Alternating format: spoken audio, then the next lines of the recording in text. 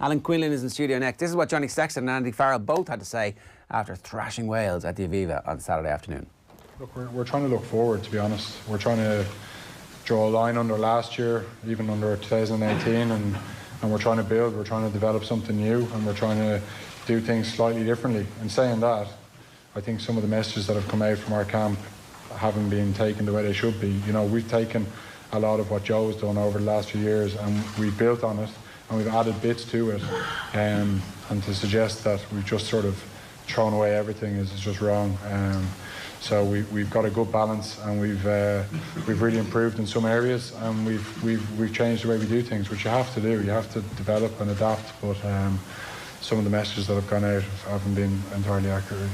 Andy, can you talk a bit about the influence of your captain in the game? It seemed like there was a day where he needed to be... Well, he's in control, isn't he? He's that's what he's done all his life, and that's what he does best. And with the added responsibilities of captaincy, I think it's added to his game, actually. You talk about the meeting like last night. That's his meeting. You know, for him to do as he sees fit, and the chat all week from the boys that he drags out of them is second to none, because it brings that unity, it brings that honesty, it brings that trust throughout the group. So, I mean, he'll tell you himself whether he's thriving in the role or not. But having seen his last two performances, with last week being the one that he's not played after 8 weeks, is nothing short of sensational, really. Yeah, Johnny Sexton's ears burning as Andy Farrell talks about him while sitting beside him. It's one of those weird scenarios, Alan Quinlan, where you're asked about your captain, and so what do you think of Quinny's performance? It's not bad so far. You know, he hasn't said a word, but he's about to now, right?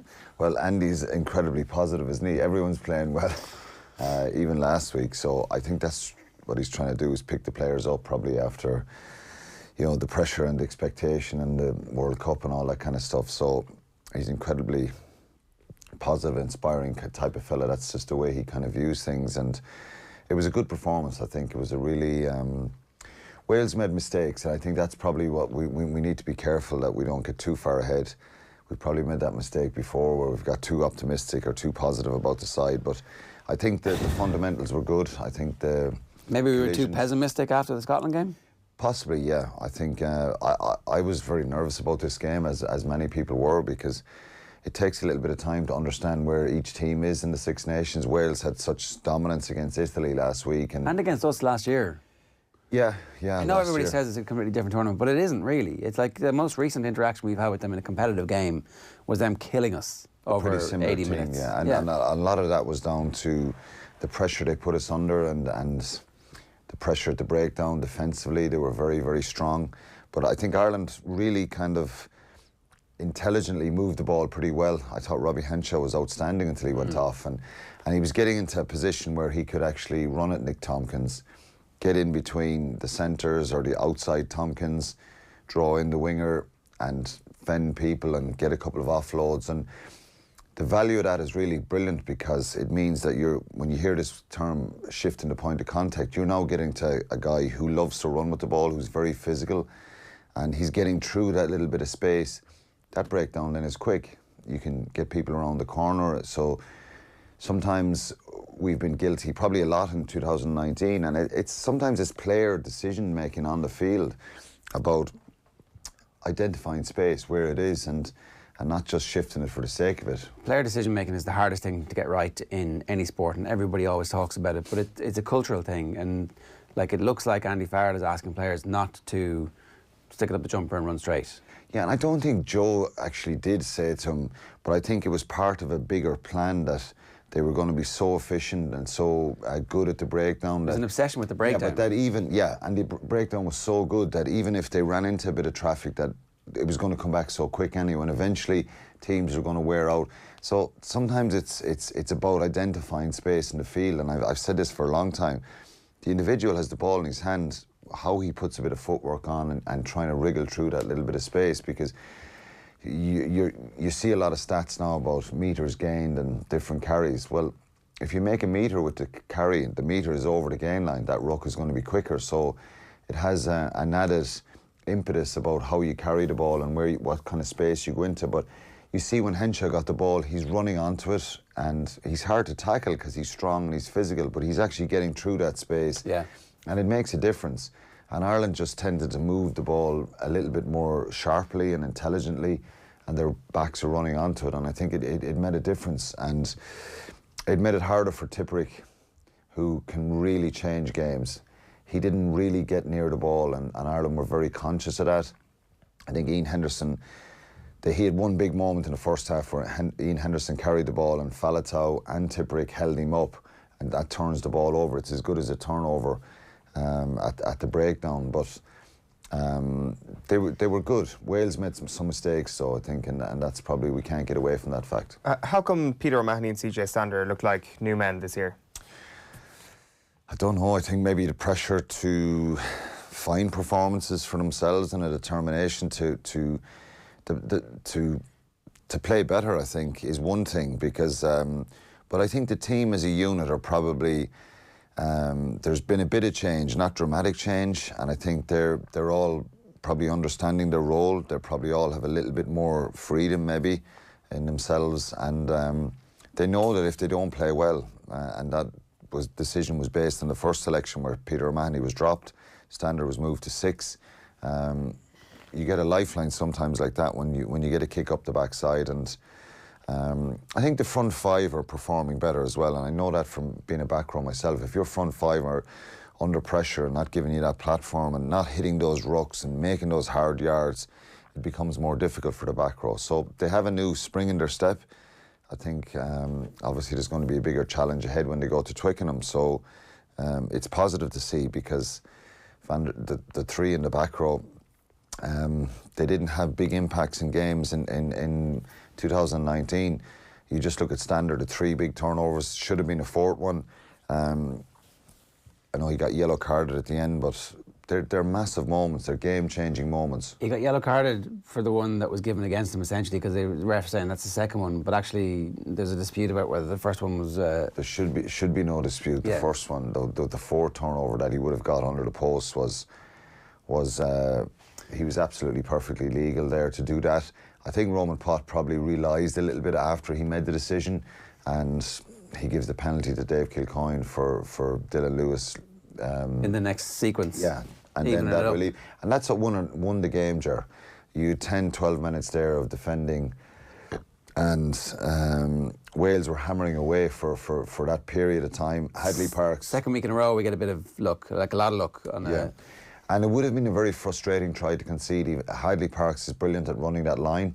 He did it in the World Cup warm-up in Dublin in August, and you know, you can see what he's going to do. You can see it a mile away that the camera angle was great on that one, because you can look, and all the players are looking in, and Peter O'Mahony scrags him in the legs. But let's go back to Poit. If we'd lost this game, there would have been a lot of annoyance at Poit. As it is, the level of annoyance dissipates because we win the match, and we're not really that worried about it. What's the relationship between Sexton and Poit? How is that captaincy performance working for you? I didn't think Poit got a lot wrong. I think he got clearly, and I think he looked back at it himself and said that was wrong decision, the Stander one. But I don't think he got a lot wrong, to be honest. The relationship between Johnny Sexton himself was tetchy at times. I think the one that probably frustrated Johnny Sexton the most was the maul in the first half, where Ireland were going close to the line and Wales kind of held them up, and you could say the Wales players flopped down the ball, but it's happening in every maul. I was doing France-Italy yesterday. It's happening in every game. Yeah, you were saying you would have done the same thing. And I think there needs to be some sort of a law change around the maul, because it's just carnage. And it's actually okay. Some people can say it's discouraging people from actually using the maul out the field, but you know, when you can hold on and the maul twists around and you're on the opposition side and you can grab people and then you can fall. It's so hard to get the ball right back to the back of the maul nowadays. You're technically not collapsing, you're pulling it down. And that was right, that was the correct decision, and that was the one Johnny Sexton came in and had some words with him. I want my captain to do that. Well, I tell you, there's one of the probably things that I loved playing under Paul O'Connell or Anthony Foley or Mick Galway or Drico, was that they had that presence. They had that, they're pushing it with the referee, and I think that's really important, because you have to let the referee know that it's not just the players in the field. Everybody's watching this, and you have to put pressure on them around some decisions, and some of the best captains have done that continuously over the years.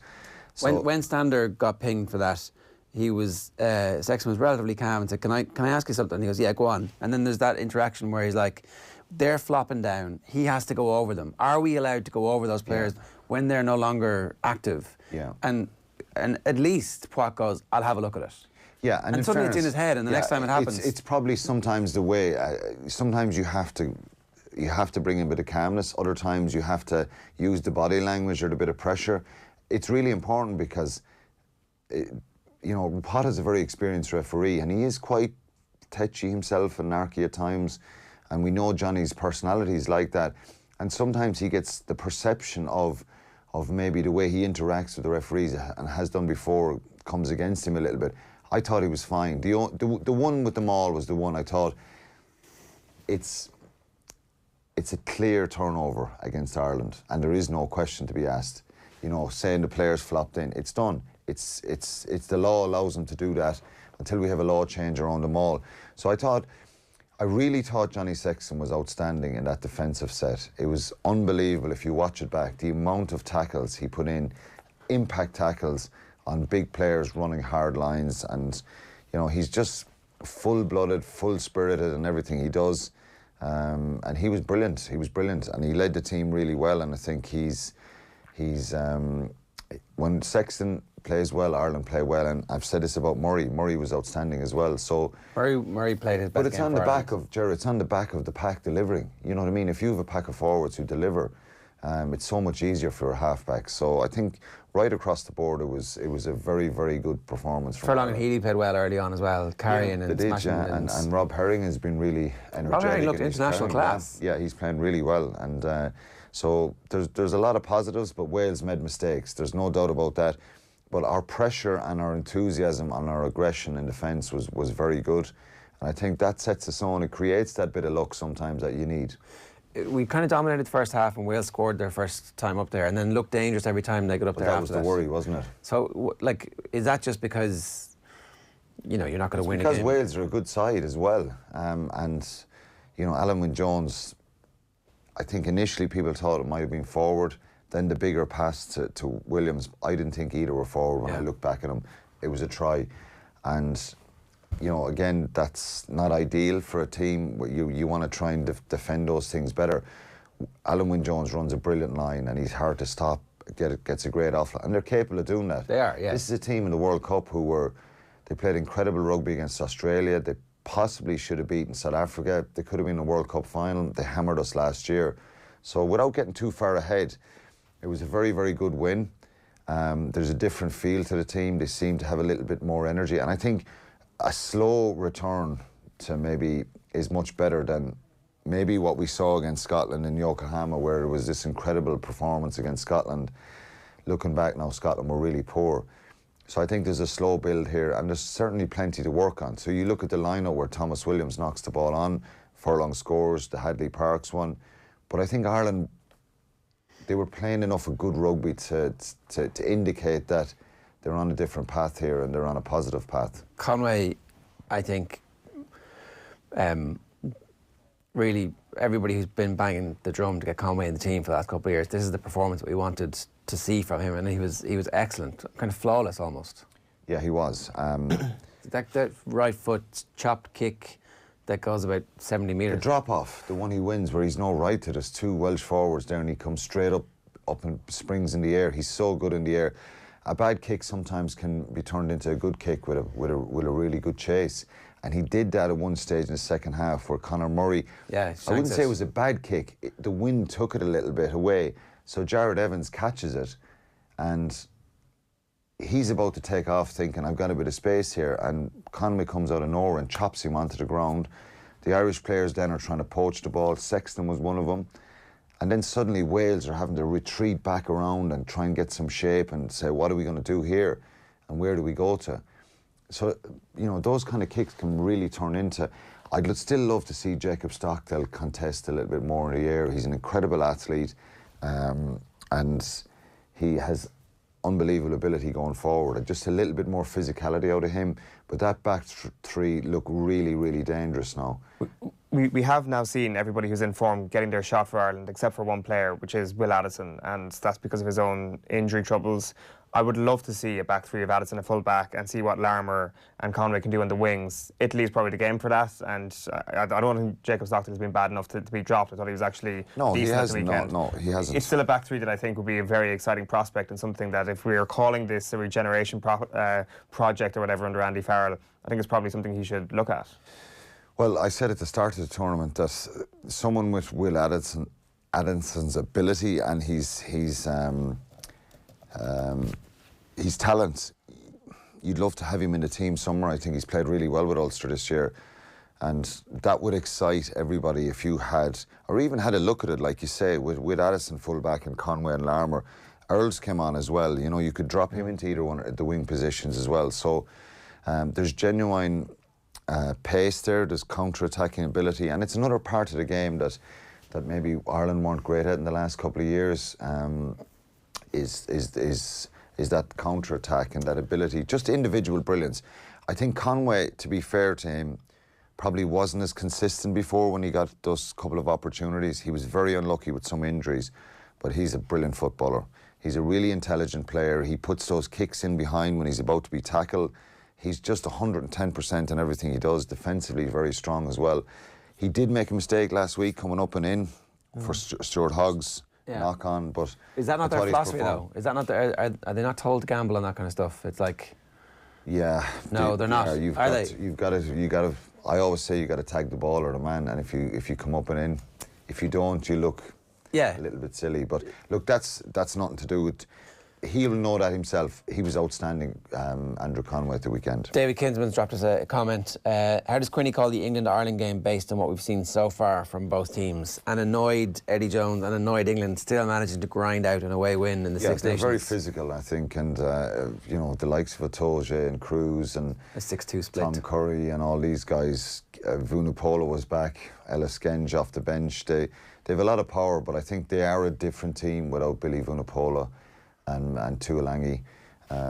So there's optimism going there, but I think it's going to be very difficult for Ireland because I don't want to over egg the physicality side of it, because it gives off maybe the wrong impression. What I mean is you just have to make sure that you're in the. Anytime you ever play against England, you've got to be physically right for the game, because they have that power, and they showed that at the World Cup. So if Ireland can get on the front foot, they're certainly capable of building and being better. Yeah, it was another power team who beat them though, who destroyed them in the scrum in South Africa. I mean, like, it wasn't a team who played nice rugby around them. Yeah, I think so. Yeah, Ireland 7-point underdogs as it stands, and that's probably about right. I think Ireland can get better. I think, and this will do their confidence the world of good. It's going to be very tricky. I think England will be rightly favourites in that game. And changes from that team. Is anybody in any danger at the moment of being dropped? I wouldn't go. You know, when you have such a good win like that, I think Dave Kilcoyne, his effort off the bench was very positive. But I think you need someone like Cian Healy. Probably didn't have as many big moments in the game that we know he's capable of. Kilcoyne possibly could put him under a bit of pressure there, but nowhere else really, I think, because I just think they performed really well. And what was really pleasing as well, Ger, was the impact off the bench. You know, Kilcoyne, Kelleher. What was Kelleher like? Didn't get a huge amount of opportunities, but he just looks a beast. He looks a really powerful athlete, and he needs to play matches. I'm not sure. Maybe he'll play with Leinster, have half a game this week. Because bear in mind, he hasn't played really. He hasn't played. No, yeah, he's still got the cast on the hand. He's had no rugby, and so I wouldn't see any changes in the side. Any fear of France's pack or their young halfbacks? Asks Powerbite92. Any fear that France won't play them? No, I guess that's like France's pack. Are France's pack great? Are their young halfbacks great? That's the implication. They're very talented, inexperienced. I think they have vulnerabilities around their scrum, and we haven't. They were very good against England, sloppy yesterday, which can happen when you're expected to win very easily.